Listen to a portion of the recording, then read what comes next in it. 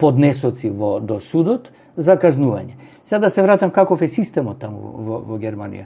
Има таму статички камери, како тука, блицери ги викаат, ги има тие блицери, сите знаат кај се.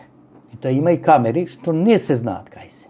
И има трет вид на мерење за кои треба посебна дозвола од јавен обвинител, што мерат растојанија.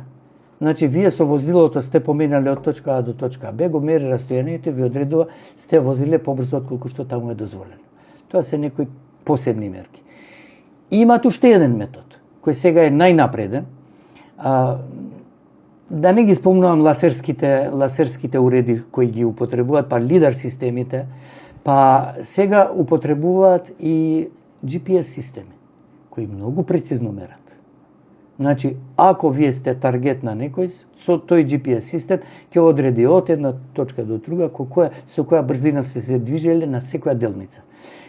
Тој систем сега ние го носиме тука, го упростуваме максимално и викаме возилото ова и ова ќе биде. По кој критериум и каде се поставени тие камери, навистина јас не знам да ви кажам.